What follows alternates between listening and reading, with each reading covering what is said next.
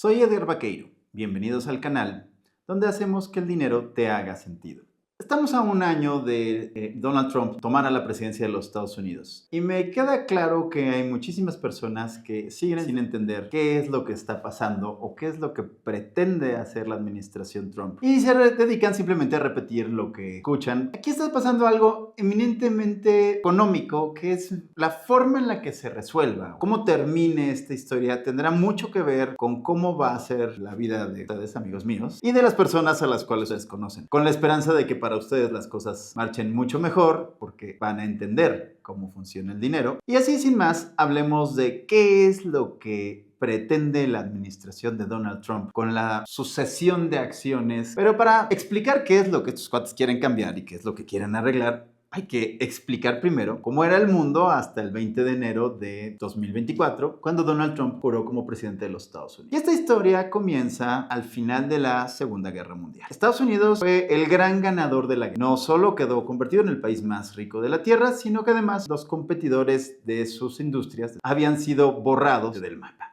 La industria alemana no existía, la francesa había sido gravemente dañada, la británica, se diga, y lo que había sido la industria rusa había quedado detrás de la cortina de hierro, así es que básicamente nadie más podía producir cosas que los Estados Unidos. Y eso los convertía en el país más importante en términos financieros de la Tierra. 50% del Producto Interno Bruto del mundo se generaba en los Estados Unidos. Así es que fue muy lógico el arreglo financiero que se hizo al final de la guerra, en el cual los países de todo el mundo llamado libre aceptaron que Estados Unidos sería el país custodio del oro en el mundo y todos los demás utilizarían al dólar como moneda de reserva. El acuerdo de Bretton Woods establecía que los Estados Unidos serían los custodios del oro global y cualquier banco central de un país que estuviera dentro del acuerdo podía acudir al Banco de la Reserva Federal en Nueva York, ya en otras ocasiones. En otro video ya hemos hablado de lo que es la Reserva Federal y decir, tengo esta cantidad de dólares, quiero cambiarlos por oro. Y la Reserva haría honor a su compromiso y pagaría. Este sistema funcionó muy bien durante los últimos años de la década de los 40, los 50, pero a partir de los 60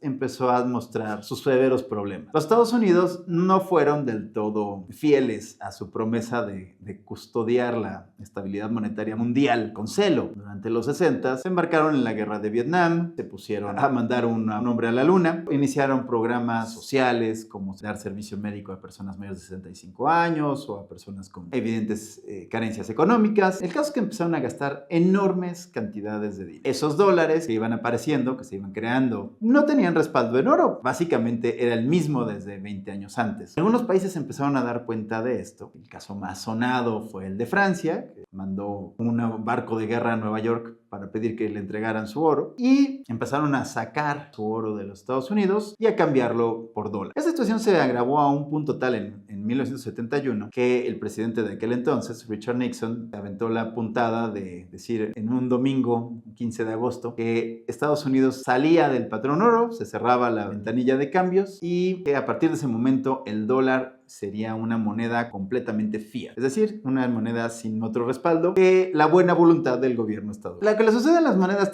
completamente fiat, pues pierden rápidamente su valor. En América Latina no hay que ir lejos, tenemos el caso de Argentina, el caso de México, el caso de Venezuela. Entonces la situación en los Estados Unidos era muy seria a principios de la década de los 70. Si la gente dejaba de utilizar esos dólares como moneda de reserva y los empezaba a cambiar por otras cosas, así es que lograron un arreglo. Se dice que en 1974 el secretario de Estado anteriores, Henry Kissinger, visita al rey de Arabia Saudita y llega a un acuerdo con él. Estados Unidos se va a encargar de la protección de Arabia Saudita siempre y cuando tú nos garantices que todo el comercio de energía, al menos de la energía saudí, se va a hacer en dólares. Tú no vas a aceptar que te paguen en ninguna otra cosa que no sean dólares estadounidenses. Insisto, no hay una evidencia real, pero lo cierto es que Arabia Saudita, a partir de 1974, cortó cualquier otro otra moneda y solo recibe pago de sus ventas de petróleo en dólares estadounidenses. Y como Arabia Saudita era el mayor productor de petróleo del mundo, pues todos los demás pronto tuvieron que empezar a hacer lo mismo. Unos pocos años después, o tenías dólares o no podías comprar petróleo. Muchísima gente a la fecha no se da cuenta de las implicaciones que eso tiene. Pero sin petróleo, el mundo no funciona. Tu celular no estaría prendido porque no habría luz para cargarlo. Seguramente aquí me van a decir, pero están las energías limpias. Las energías limpias van más decorativas que reales. La gran mayoría de la energía del mundo se sigue obteniendo de los hidrocarburos. Y en esa situación, todo el comercio del mundo se tenía que realizar con dólares, porque los países necesitaban esos dólares para poder comprar energía. Eso crea una enorme demanda por el dólar estadounidense y le da una gran fortaleza a esa moneda. Ese dólar tan caro hace que tus productos se hagan muy difíciles de vender en el mundo. Y eso lleva a que las fábricas estadounidenses prefieran cerrar. Y se habían ido primero a Corea y Singapur, Hong Kong.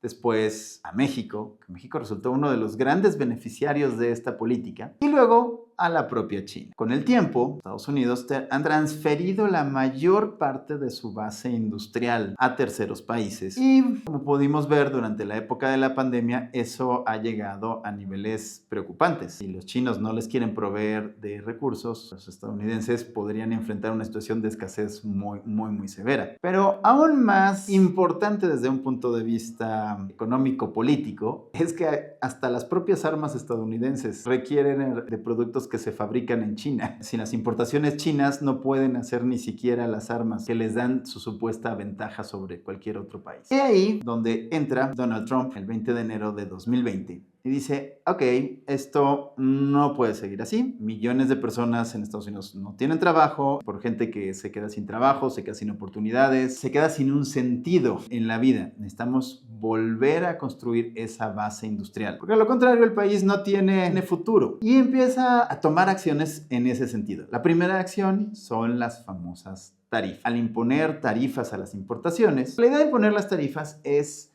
hacer nuevamente competitiva la producción en Estados Unidos, que hacer que las empresas extranjeras, que las propias empresas estadounidenses que se han llevado sus líneas de producción, que se han traído esas líneas de producción a México o a China, las regresen a los Estados Unidos, inviertan en construir nuevas fábricas, restablezcan las existentes y que comience un círculo virtuoso de creación de empresas, establecer nuevos negocios, crear infraestructura, carreteras, plantas de producción de energía eléctrica, etc. También en ese sentido, otra de las acciones que tomó la administración Trump fue empezar a telegrafiarle al mundo que ya no estaban dispuestos a ver con tan buenos ojos que todos los excedentes de los países que tienen excedentes comerciales se inviertan en los Estados Unidos, lo cual hace que los mercados financieros estadounidenses hayan estado tan bollantes como han estado en los últimos años. Nuevamente, con la intención de disminuir el valor del dólar y de esa forma